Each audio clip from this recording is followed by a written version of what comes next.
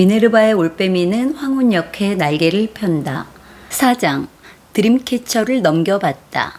2015년 2월 사각지대에서의 마지막 날, 학교에서 방황하는 아이들의 핫플레이스인 보건실은 여전히 분쟁적이고 중복적이며 권태로운 일들이 일어나고 있지만 소염제를 먹어도 가라앉지 않던 염증과 몇 달 동안 파들거리던 눈떨림이 사표를 내고 완전히 사라졌다. 금이간 모서리에 붙여놓은 약장의 투명 테이프는 끝이 조금 더 벗겨졌고 가장자리 꽃이 떨어진 거울도 여전히 벽에 걸려 있지만 결국은 아무것도 아니었다. 오직 한순간만 나의 것이었던 그것들에 의해 나는 피로했고 우울했나 보다. 비록 자부심도 찾지 못하고 떠나지만 만약 이 일을 다시 한다면 꼭 필요한 소명은 무엇일까 정도는 정리하고 싶다. 후배들이 이 직장을 선택할 때 도움이 되길 바라면서. 안녕 후배님들. 난 3년만 기다리면 연금이 나온다는데 그걸 기다리지 못하고 떠나는 선배 보건교사야. 난 말이야, 친근함을 표현하고 싶을 때 말을 놓는 습관이 있어. 그러니 내가 하는 말을 가까운 사람의 조언으로 들어줘. 보건실은 몸보다 마음이 아픈 아이들이 더 많이 찾아오는 곳이야. 돈으로 돌아가는 세상에서는 보이지 않는 영차 의료기관이라고나 할까? 아프지 않아도 심심하거나 불안하거나 불편한 아이들이 두리번거리다가 여기로 오기도 해. 아이들이 오는 이유는 몇 가지로 정의하기 힘들 정도로 다양한 것 같아. 나 고등학교 때 생리통이라고 하고 난생 처음 보건실에 갔는데 그때도 진짜 이유는 생리통이 아니었어. 거기에는 청소년 소설 한 권 정도 나올 만큼 섬세하고 미묘한 설명이 필요해. 그걸 느꼈는지 보건선생이 얼마나 쌀쌀맞게 대하는지 이후 졸업할 때까지 가지 않았어. 여기서 일하는 동안 정말 아픈 아이보다 그런 복잡한 심리가 감춰진 아이들이 훨씬 힘들었어. 아마도 인간이 영혼이란 걸 가진 존재라서 그런 거겠지? 신규 때는 몇 학년 몇 반 이름이 뭐니? 어디가 아파? 소리를 내서 하나하나 물어봤어. 많을 때는 하루에 100번 정도 어디가 아파? 이름이 뭐야? 라고 묻다가 어느 날 목에 볼록한 혹이 생긴 거야. 그걸 치료하고 목에 밴드를 붙인 다음 날 방명록을 만들었어. 그때부터 아이가 오면 일단 적어 라고 낮은 소리로 한마디만 했지. 아이 이름을 한 번도 부르지 않고 치료를 한 적도 많아. 나무늘보와 비슷한 속도로 이름을 적고 나서 아픈 곳을 적지 않고 나를 빤히 쳐다보는 아이들. 그 작은 칸에 다 적기에는 너무나 많은 사연이 있기 때문이 아니었을까? 학교 보건실에서 꼭 필요한 소명은 기다려주는 것. 보호자 없이 오는 아이들이 자기 표현을 충분히 할 때까지 기다려주는 능력이 있다면 도움이 많이 될 거야. 자주 오는 애들 대부분이 일상적인 안정이 안 되는 아이라서 사실 조건 없이 그냥 잘해주고 싶지만 너무 자주 오면 슬슬 지겨워질지 몰라. 언젠가 딸아이가 그러더라. 엄마, 보건실에서 정말 신경 써야 하는 애들은 그 애들 아니야? 정말 아프면 병원을 가겠지. 두 번째 소명은 판단 없는 수용. 판단 없이 수용한다는 것은 무조건적인 사랑에 버금갈 만한 심리적 기술이 필요해. 근데 잡다한 업무 분장과 그 많은 공문을 앞에 두고 이건 정말 쉬운 일이 아니야. 보건실에서 일지에 적는 순간 부모와 담임에게 알람으로 그 내용이 전달되는 시스템이 마련되면 좋을 것 같아. 그럼 아마 꾀병쟁이들도 대폭 줄어들지 모르겠다. 마지막으로 멘탈 갑. 사람은 자기가 직접 처한 상황이 아니더라도 주변의 모습을 보면서 미래 행복이나 불행을 예측하기도 해. 늘 아프다는 애들만 보다 보면 온 세상이 병든 것처럼 어느 순간 정신이 침울함으로 가득 차 있을 거야. 그러니 보건교사는 우울함에 전염되지 않는 멘탈이 필수. 여기까지가 보건교사를 할까 말까 갈등하는 후배들에게 해주고 싶은 선배로서의 조언이야. 그리고 여담들. 평소 보건실에서 휴식을 자주 하던 나이 지긋한 선생님이 내가 사표 낸 것을 걱정하며 조언을 하시네. 3년만 버티라고. 사직서를 냈을 때 나는 또래 선생들의 부러움을 한몸에 받았어. 하지만 연로한 인생 선배들은 방향이 다르더라.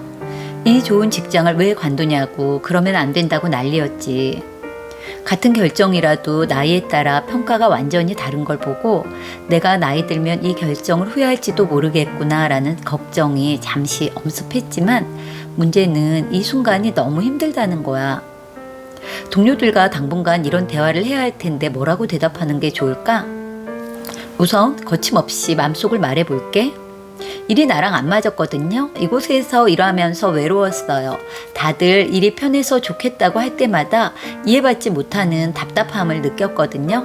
부책임자한테 미안해서 일이 있어도 조퇴도 못하고 점점 복지와 건강관리 수준은 높아져서 해야 할 일은 불어나는데 전문가가 해야 한다며 건강과 관련된 온갖 일 다 시키지만 진짜 전문가로 인정받는 느낌은 받지 못했거든요.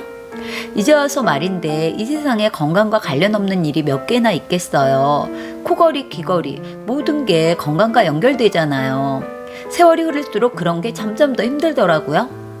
이것이 팩트. 하지만 핑계 투성이 같아 끝인사로 마음에 들지 않는다. 혼자서 이런저런 대답을 하다가 이렇게 말하기로 했어. 그냥 놀고 싶어서요. 대답을 하고 나니 심플하고 멋진 게 드라마 주인공이라도 된 기분이네. 복잡한 세상을 심플하게 사는 방법은 이거였나 봐. 심플하게 말하기. 후배님들, 보건실은 외롭고 힘들게 느껴질 때도 있어. 하지만 좋은 일을 할 수 있는 기회가 100만 번이나 있는 축복받은 공간이기도 해. 그러니 일하다가 여기저기 치여서 문득 자기 굴욕감이 느껴져도 마음의 문을 너무 세게 닫으면 안 돼. 나를 이해하는 사람들이 주변에는 늘 있거든. 다시 만날 그날까지 안녕. 뒤뚱거리는 오리 같은 2월. 해가 빠지고 수묵화처럼 사물이 흐릿해지면서 학교는 고요함에 휩싸였다. 나는 마지막으로 보건실 갈색문을 잠그고 돌아섰고 순간 몸이 오싹해지면서 움츠러들었다. 복도 끝에서 눈 오는 날 아침처럼 기척이 느껴졌기 때문이다. 놀란 나와 달리 복도 끝 인기척은 기다렸다는 듯 성큼 다가와서 한쪽 눈이 감겨있는 고양이를 대뜸 내민다.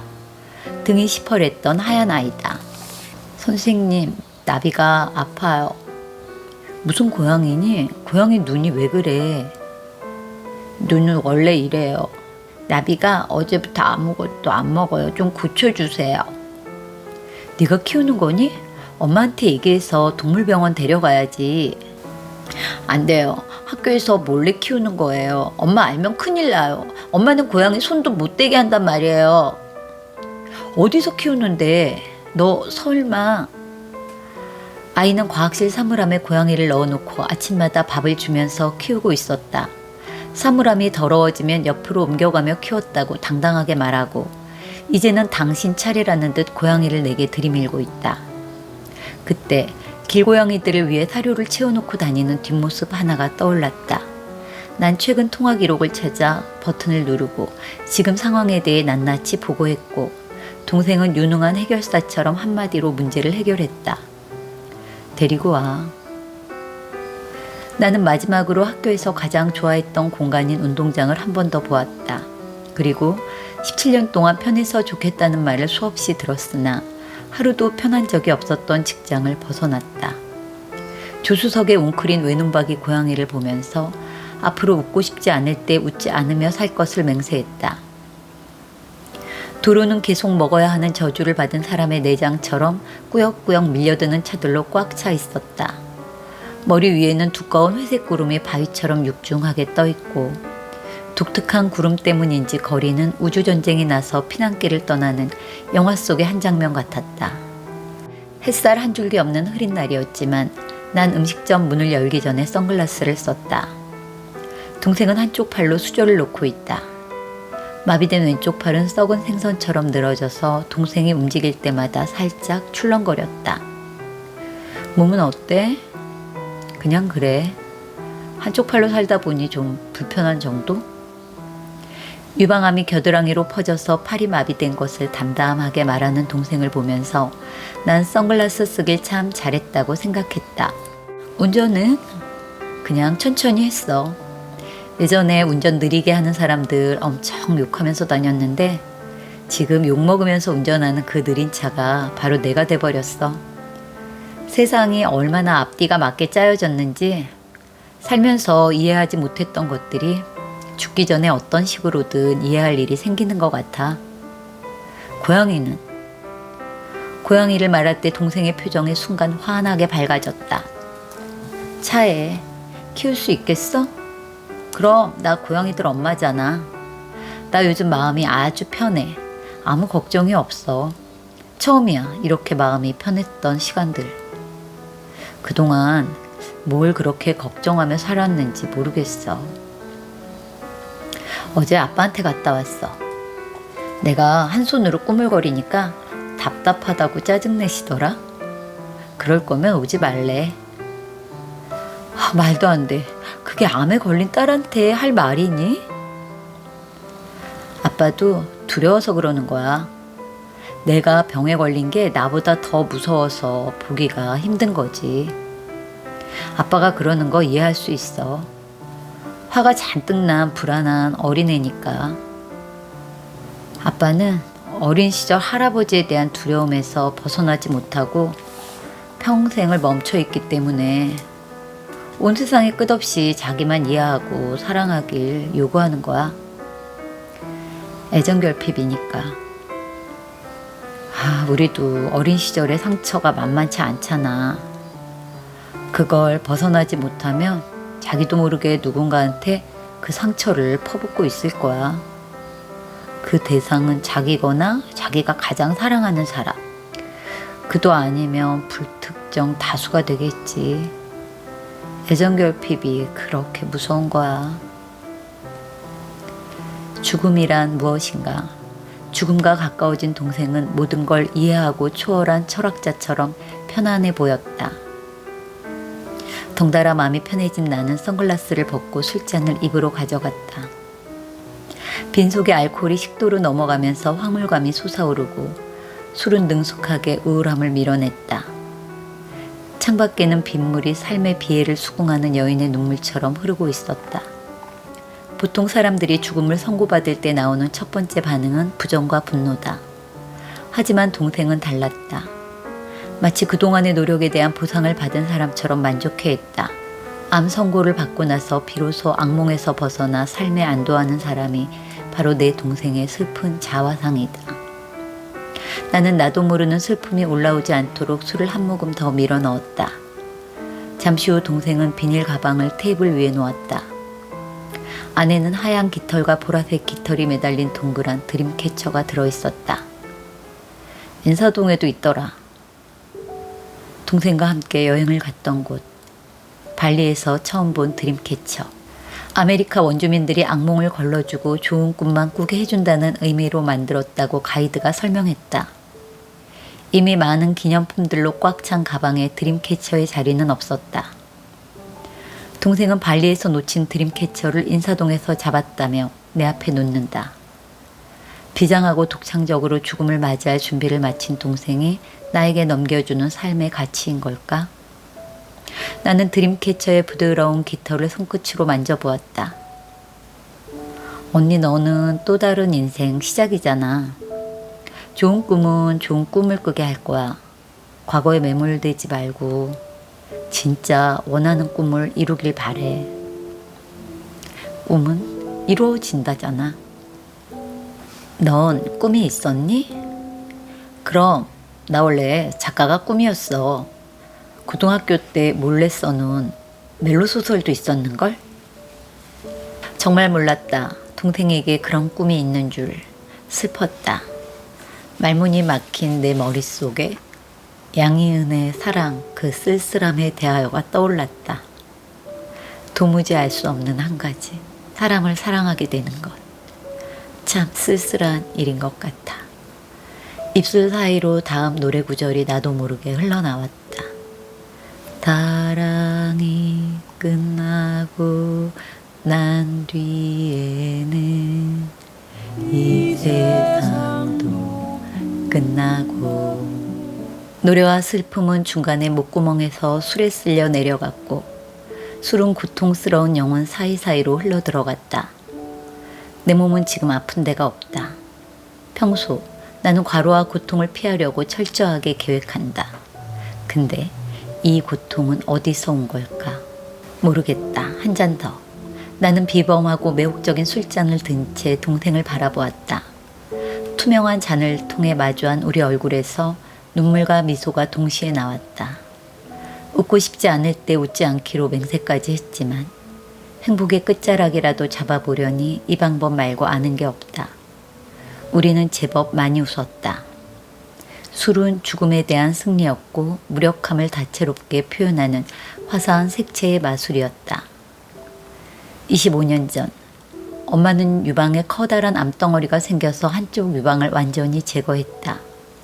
한쪽 유방이 없어도 엄마는 아마존 여전사처럼 힘차게 살았다. 5년 이내에 재발하지 않으면 안심해도 된다는 5년이 되는 해. 안심하려고 마음먹은 그 순간 엄마의 눈동자가 노랗게 변하기 시작했다. 그리스의 희비극처럼 유방암 재발을 면하는 행운과 췌장암 발생의 불운이 엄마에게 나란히 다가왔다. 죽을 때까지 삶을 움켜쥔 엄마는 처절한 육체 싸움만 하다가 1999년 지구가 멸망한다는 그 해에 장렬히 전사했다. 다행히 지구 멸망은 일어나지 않았고 나의 수호천사만 희생의 제물로 사라졌다. 난 달리는 차 안에서 건물 비상구 계단에서 정신 나간 사람처럼 울면서 상실감을 견디다가 엘리자베스 비숍의 한 가지 기술을 읊조리며 애도식을 치르고 평소처럼 먹고 살았다. 한 가지 기술. 상실의 기술을 익히기는 어렵지 않다. 많은 것들이 본래부터 상실될 의도로 채워진 듯하니 그것들을 잃는다고 재앙은 아니다. 날마다 무엇인가를 잃어버리라. 이후 반갑지 않은 암세포가 툭 하면 우리 집 여자들에게 들러붙었다. 첫째 난소암과 자궁암, 둘째 난소암, 막내 유방암. 딸 5명 중 3명이 모두 40대에 암 선고를 받고 수술을 해치웠다. 넷째인 나는 건강검진을 할 때마다 그 막강한 유전적 소인에 대한 주의를 들어야 했지만 사실 우리 자매들에게는 유전보다 강력한 행동 패턴이 있다. 우리는 목구멍에 유리 조각이 박힌 사람들이라서 언제나 마취자가 필요했고 어른들의 잔소리를 듣지 않는 어른이 되자마자 스스로를 마취시키며 사는 버릇을 들였다. 행복한 사람에게도 불행한 사람에게도 가을은 언제나 기품 있게 인간을 찾아온다. 나는 말티즈 테리와 근처 호숫가로 새벽 산책을 나갔다. 그때 맞은편에서 오던 개가 갑자기 전력을 다해 도망가더니 위험, 진입 금지 경고가 붙어있는 공사 중인 다리에 자리를 잡고 울기 시작했다. 순식간에 줄을 놓친 주인은 애타게 불러보지만 공포심에 사로잡힌 개는 군데군데 부러진 다리에서 나올 생각이 없다.